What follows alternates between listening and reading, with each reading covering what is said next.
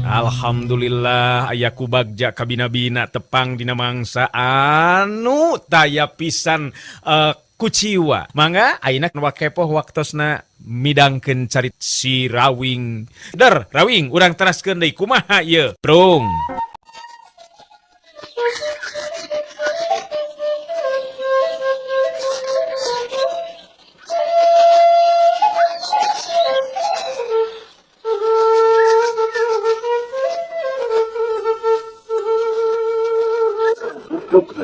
Manuk itu disarada bari miciskeun jangjangna lembur jati sari nu aya di wewengkon Sumedang pangeusina geus pada harudang tina sarena masing-masing pada tatan-tatan geus ngalaksanakeun pancena sewang-sewangan.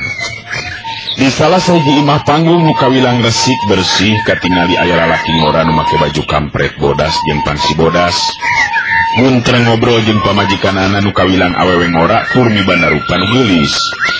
Jadi Kang Wikarta teh rek ngiring ngaluhan pangangkir ti Arminta pupuh lembur teh Kang? Bener nih sih. Sabab ieu mangrupa kasempatan nu hade gesan sawala atawa rempagan ku ayana gangguan keamanan anu beuki dieu teh beuki harengheng karasana. Ningsih netep antep ka Wikarta nu jadi salakina. Aya rasa salempang dina batina sabab nu rek disawalakeun di balai pasewakan teh ngeunaan runtuyan kajadian anu tumibak ka lembur-lembur anu paeunteng-eunteng jeung lembur Jatisari. Ari cek abdi mah upami teh mah Ki Arminta nyuhunkeun tulung ka Kang Wikarta omat ulah disanggupan Kang sabab beura tanggung jawabna geus ngajaga keamanan di eueuh lemburan teh. Wikarta imut ngandung harti ka pamajikanana. Sikapna tetep tenang nandakeun pribadi anu memang boga kepercayaan kana keampuhan dirina sorangan. Hingsi di ieu pilemburan sasatna diri akang nu dianggap bisa jeung mampu ngajaga keamanan. Sabab pikeun ieu lembur diri akang teh salaku pupuhu hiji paguron silat anu tantue kudu bisa nyumbangkeun tanaga jeung pikiran dina mangsana ieu lembur ka ancam bahaya. Wikarta negerakeun eusi hatena kana jadi pamajikan. Nanging sing emut Kang, upami dugikeun ka aya kajadian naon-naon sedengkeun Darman anak urang apanan masih kene tacan dewasa Kang. Ieu kedah janten bahan tinimbangan Kang. Aing nyabet asa kaingetan akang teh. Ka mana budak teh beuteung katingali geuningan? Pugu biasa budak teh isuk-isuk kene geus init ngarit da nyaah pisan geuningan boga domba hiji oge. Nya kitu eta mending sih. Bisi akang balik rada beurang lah deupeunnya. Sabab naon rupa anu baris disawalakeun teh kawilang hal anu kacida pentingna. Muga-muga we atuh ulah lila teuing. Kadewe Darma ulah sina ka mana-mana deui. Nya cek Wikarta amitan ka Ningsih nu jadi pamajikanana. Nya mangga Kang, kade sing hati-hati Kang. Ningsih neuteup tonggong salakina. Anu leumpang ninggalkeun pakarangan, nyata pakarangan imah rek muruk ka balai pasewakan, mangrupa tempat riungan di eta pilemburan.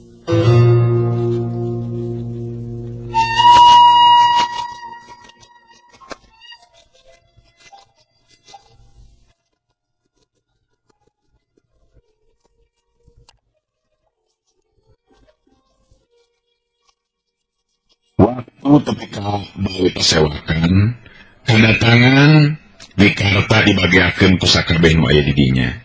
Pugugus pada ngarti yen Wikarta teh mangrupa inohong sok sanajan masih keneh ngora umurna, mangrupa guru silat utama di eta pilemburan di paguron Culabadak. Kawilang hiji-hijina paguron silat nu aya di eta pilemburan.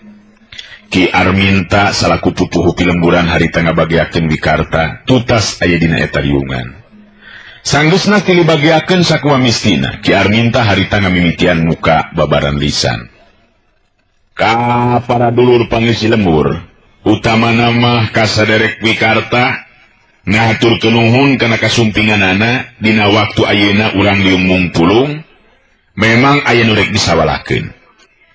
Anu memang tumaligeun keamanan di lembur urang. Aya rasa kahanjakalan pikeun urang sarerea.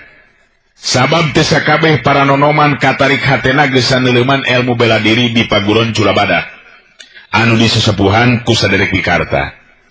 Cacak lamun urang pangpang nama para nonoman mekalan diri ku ilmu bela diri mah tangtu lembur urang teh bakal regreg pageuh tina ancaman para karaman.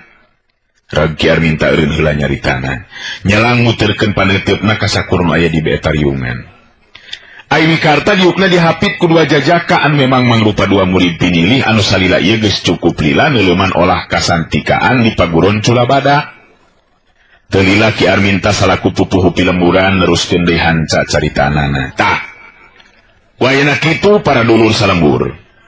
Hiji kawajiban pikeun urang gesan ngabela ieu lembur tina ancaman gorombolan macan liar anu dipimpin ku si bewok. Lembur anu paenteng-enteng jeung lembur urang tadi peuting geus diranjah.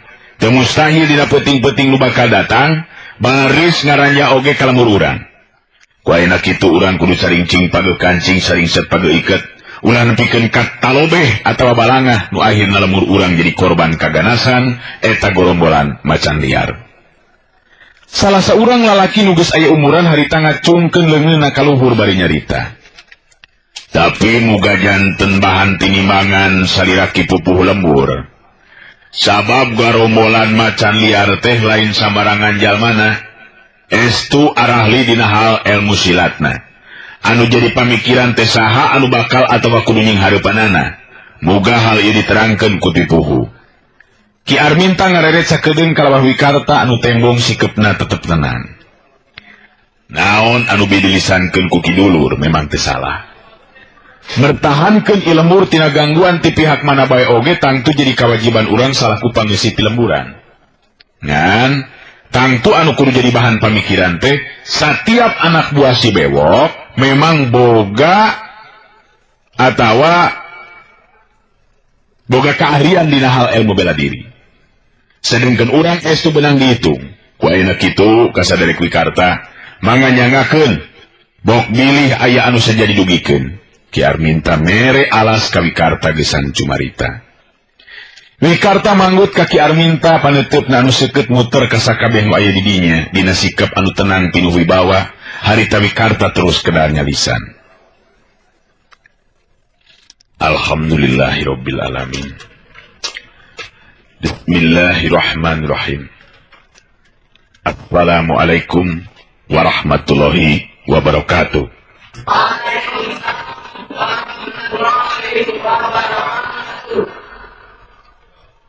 Kadang wargi sadayana sakumaha anu didugikeun ku pupuhu urang memang telepat. Anu jadi bahan pamikiran urang ayeuna nyata agungkulan. Turta ngungkulan kaya nu baris karandapan.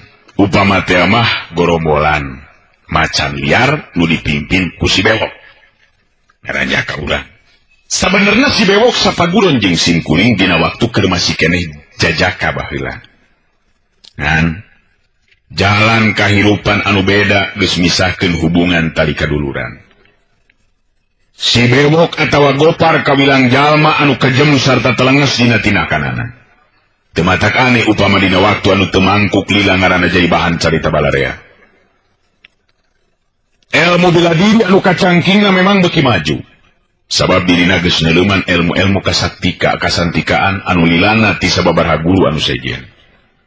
Teu matak aneh lamun jadi jadug sarta jago tur mimpin gorombolan macan liar. Reg wikarta harita ngomongna eureun heula. Bat harita teh ngolepat dina ingetanana mangsa dirina eukeur masih keneh pada maguron ilmu kasantikaan ka guruna nu katelah Mbah Wigena anu dileuweung Argabina atau Argaminanggur Cianjur dirina jeung gopar atawa si bewok mangrupa dua murid pinilih anu mampu meh nyangking sakabeh pangarti guruna. Wikarta neruskeun dihanca caritaanana. Gopar alias si bewok memang boga kaistimewaan dina matakeun bedogna. Ulin bedogna memang teu bisa dianggap enteng tur mata kabahayakeun pikeun lawan anu teu saimbang. Hal ieu dumasar kana kaayaan gopar anu memang saguru jeung si kumkuring. Upama teh mah memang si bewok bakal datang langsung. Rupina bae simkuring anu bakal nying hareupanana. Wikarta mereka tenangan hate kasakur nu aya di dinya. Dina harti dirina nyanggupan gesan adu hareupan jeung si bewok salaku jadugna gorombolan macan liar. Salah saurang lalaki anu saumur milik dina kaayaan mah jeung Wikarta ngacungkeun leungeun bari terus nyarita. Punten ya saderek Wikarta. Keun ku si bewok lantaran aya nu bakal nying hareupanana ngan kumaha ngeunaan anak-anak buahna. Sabab di pihak urang anu ngarti kana ilmu bela diri teu beunang di itu atau beunang dihitung moal leuwih ti 10 urang. Kitu kita can asak pangartina Sedangkan anak buah si bewok aya kana welasna, ieu nu masih keneh bingung keur kuring. Wikarta neuteup antep kana bieu nyarita. Teu lila terus kedah di lisan. Kasauran atawa caritaan kidulur kaharti ku sim kuring. Lebah dieu memang kalemahan urang. Saperti anu diterangkeun tadi ku pupuh urang, lain sapeda sim kuring nyangking paguron silat dieu lembur. Ngan upama teh mah jumlah anu neuleuman ilmu kasantikaan teh jumlahna loba, tangtu urang waringrang. Tapi sanajan bari jeung kitu urang petakeun tanaga nu aya. Wikarta ngareret kana dua murid pilihan anu diuk pagihapit ku guruna atawa ku dirina. Marlan Katut Subari mangrupa murid sim kuring anu memang geus lumayan asak pangartina. Tanagana bisa diandalkeun. Sedangkan anu sajena oge kudu dibantu ku dikidulur. Urang kudu boga kawani. Sabab engke lembur urang teh terus-terusan jadi ladang pikeun maranehna dina mangsana ngaranjah ka ieu lemburan. Loba di katerangan-katerangan nu sajena ti Wikarta. Hukupna mah ngeunaan sikep jeung kawani pangeusi lemburan ku ayana tinakan gorombolan macan liar anu diluluguan ku Ki Bewok geus beuki narek kabejana loba pilemburan anu geus diranjah tur teu kaitung anu geus jadi korban. Waktu riungan bubar Ki Arminta salaku pupuh pilemburan ngahajat sacarita paduduaan. Kade sing waspada jeung Wikarta. Sabab terus terang aki geus meunang beja datangna eta Karaman. Dina mangsana wanci peuting aki taya deui anu dipercaya kajabat tigang Wikarta anu baris mampu ngungkulan ieu kayaan.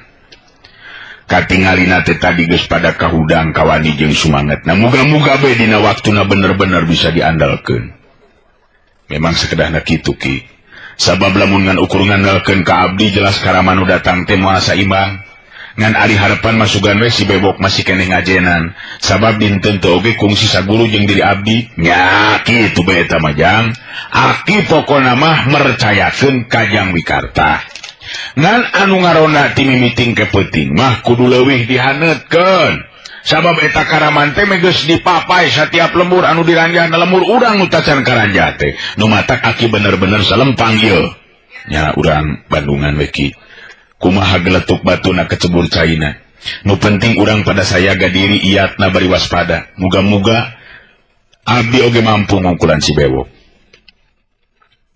Abdi ayeuna amitan heula Ki, bisi indung barudak dedeupeun. Ya sok atuh kitu Jang. Sok itu. Tutas kitu mah Wikarta terus amitan dibarengan ku Marlan jeung Sobri mangrupa dua murid pilihanana.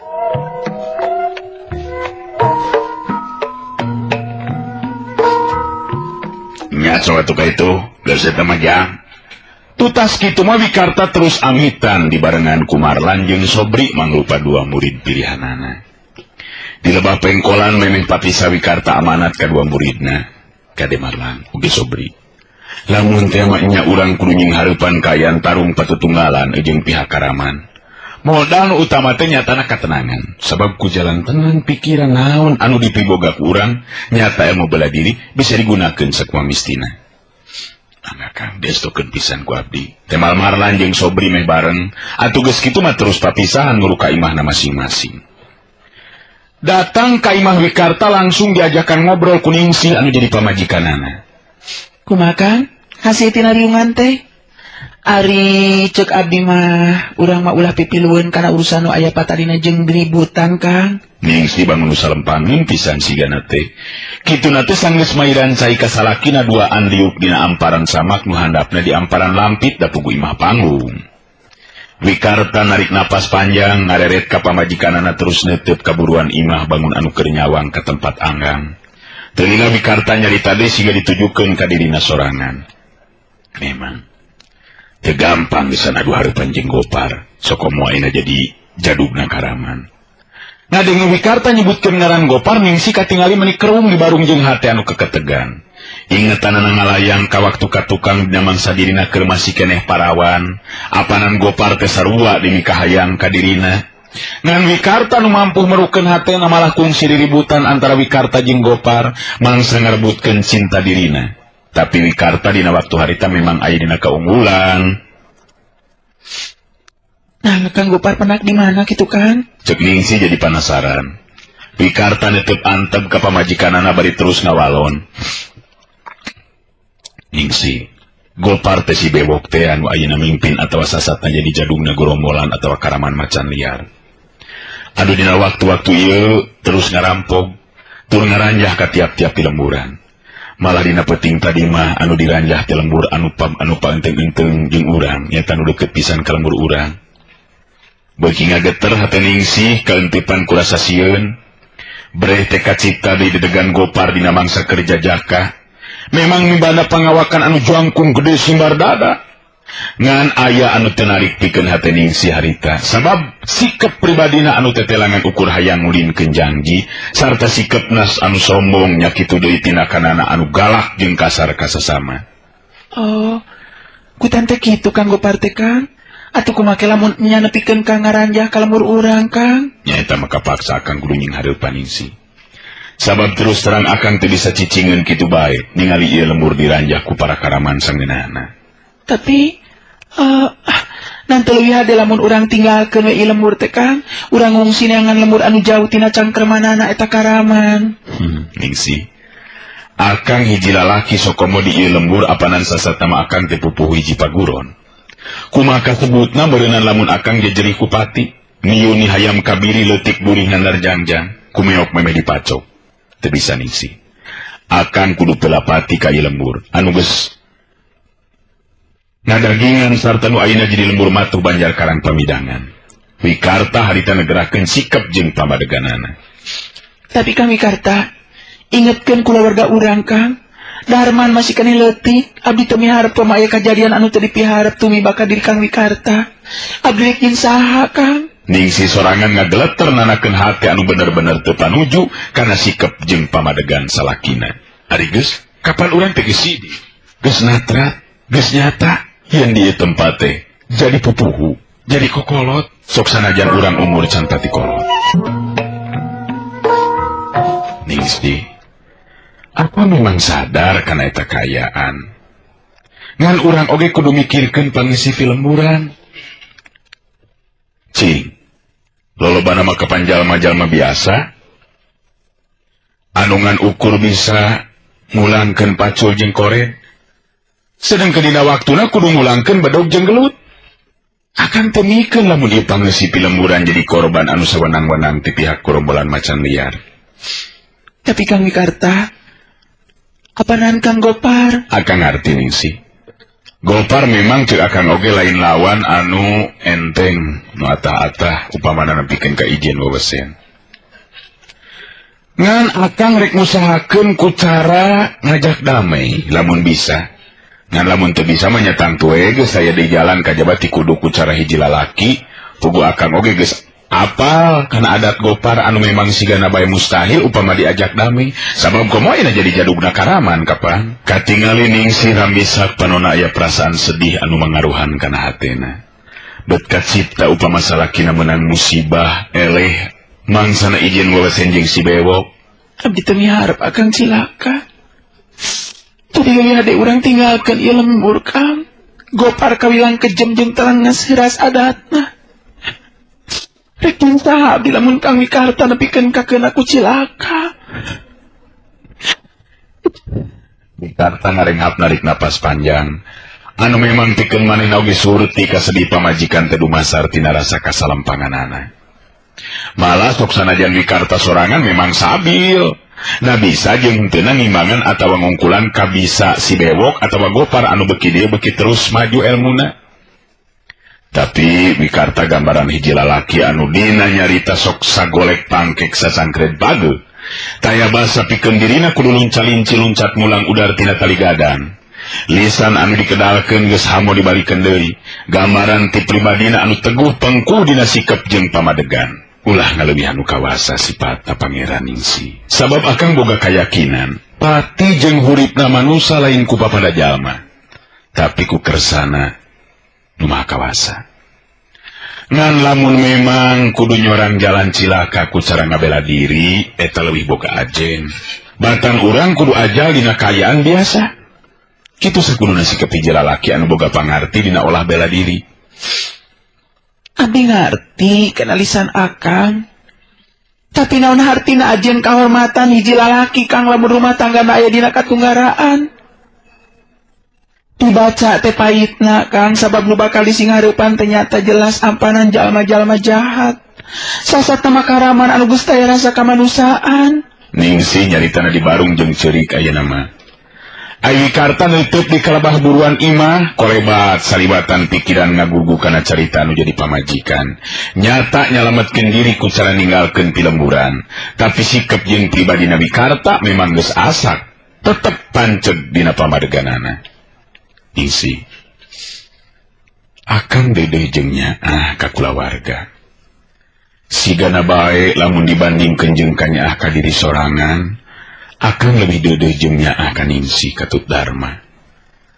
Tapi Akang oge nyaah jeung dedeh ka pangisi lembur, Akang oge boga rasa tanggung jawab kana kasalametan pangisi lembur. Nah Akang bakal bisa tenang hati jeung lugina upama kulawarga urang salamet, tapi kulawargana pangisi upi lemburan jadi korban. Ingatkeun Ningsih baheula Akang kungsi ngadongeng ngeunaan sikep jeung pamadegan satria Sunda mangsa nying hareupan naon rupa kajadian.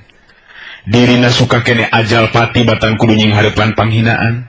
Tah, kabaru sarupa kitu teh geus jadi getih jeung daging. Sabab mang tahun-tahun Akang guguru ka Mbah Wigena di leuweung Arga Binangun.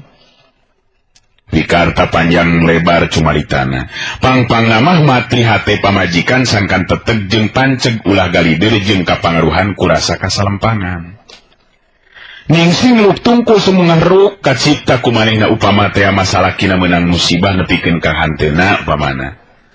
Beuteung kabayang kumaha ngagedekeun anu jadi anakna nu ayeuna kakara umur 10 tahun. Sasatna budak anu meujeuhna kudu diperhatikeun kudu jadi indung jeung bapana. Wikarta ngarenghap tadi narik napas panjang katingali jalan dapur anu ngelutrak hudang horeng Darma geuningan anakna nu kakara balik ngarit. Darman budak anu memang kawilang bekal kana gawe beda jeung budak-budak sejena anu sapantar jeung Darma lolobana makapangan ukur sepulin wungkul, tapi Wikarta beda deui dina ngatikna budak teh bener-bener sina asak jadi hiji lalaki anu sabenerna.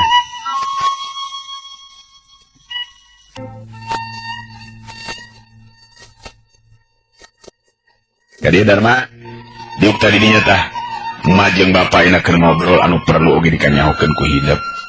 Ya sok dia gerajang, tadi dia sok diukna tah. Cek Ningsih, nita diuk ka anakna nu harita nyusutan kesang bari neuteuk ka indung jeung bapana terus nyarita. Saya naon kitu mah, eta geuningan bapa aya deui di dieu, cenah aya riungan teh di bale, Pak. Budak teh harita terus sila diuk milu ngobrol jeung indung bapana. Ai Wikarta neutup antep ka anakna. Tumuwuh rasa reueus jeung bagja dina hatena. Sabab Darma anakna sanajan nya budak keneh tapi teu nembongkeun sikep hiji budak anu ogoan atawa aduan. Salila ieu tacan pernah Darma sok maradukeun jiwana memang geus kalatih dina kaprihatinanana. Darma, bapa geus ngariung tadi malah kumpul sakabeh lalaki pangisi lembur nya kitu diputuh lembur Ki Arminta. Anu jadi bahan carita taya deui kajaba ngeunaan karaman macan liar anu kiwari beuki mahabu tina kanana. Tah, bapa dipercaya gesan jadi pimpinan mangsa nying hareupan eta karaman. Upama teh madina hiji waktu datang ngaranjah ka lembur urang, Darma kudu nyaho. Harita neuteub Darma teh kan jadi bapana. Tutupan anu ngandung rasa kareueus lantaran nu jadi bapa leber wawanen, Darma seri leutik ka bapana bari terus nyarita. Hebat tuh lamun kitu mah Bapak. Darma jadi kata aja yang ngabandungan lumangsung tarung antara Bapak ngalawan si Bewok, jalma nu mimpin eta karaman, Pak. Nah geuningan Darma, beut nyaho pimpinan karaman teh ngaranna si Bewok. Wikarta kaget sabab anakna geus nyahoan ka si Bewok segala rupa. Pangisi lembur mah taya dinu jadi bahan carita kajabati si Bewok nu cenah mah kajem tur telenges dina tindakanana, Pak. Tapi Bapak wani ngalawananana hebat, Bapak. Budak teh lain salempang tapi kalah kamuji ka bapana gede wawanen. Ningsih ngareret kana jadi anak bari terus nyarita dumareda. Darma, lain kalah karesep ngadenge Bapak rek tarung teh tapi kudu salempang kumaha lamun ke Bapak silakan matak mama bieu nyarita ka Bapak hidup teh leuwih hade urang pindah ti lembur. Kitu tah anak king. Darma budak teh kerung bari neuteub seukeut ka indungna, teu lila terus nyarita deui. Kumaha ari emak anu lain oge jago ari kudu kabur mama. Jalma jahat kudu diwara ulah diantepkeun komo ieu rek karuksak lembur atuh. Bapak teh panan lalaki jadi kudu wani. Darma seuri ka bapana. Sedengkeun Wikarta imut tanda suka hatena sabab jelas Darma anakna sanajan budak keneh geus boga rasa teuneng jeung ludeung. Teu sieun teu keueung ngadenge bapa rek tarung. Ningsih anu beki gibur hatena sarta dina mamiharep sangkan anu jadi anak nembongkeun pamulu anu sarua jeung manehna. Anu tangtuna saeutik gedena mawa pangaruh pikeun wikarta mangsa ngaroba sikepna. Dharma, anak emak, si bebek teh jelema anu ngabahayakeun jeung geus loba anu jadi korban katalengesan jeung kakejemanana. Nanti salempang lamun bapa hidup nepikeun ka cilaka. Nanti sieun lamun bapa hidup nepikeun ka jajaten. Ya Allah. Waktos gening seep urang cekapkeun dugi ka dewe latunya. Hatur nuhun, permios.